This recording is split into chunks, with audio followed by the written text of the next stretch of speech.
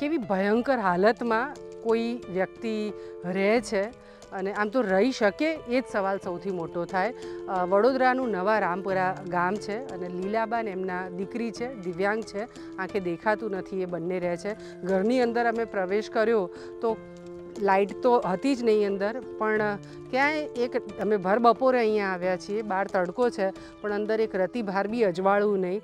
ચોમાસાનું સખત પાણી આખા ઘરમાં વહી જાય એટલે પાણી જાય નહીં એ માટે એમણે છાપરું કર્યું છે અને ખૂબ મોટો ઢાળ આપ્યો છે।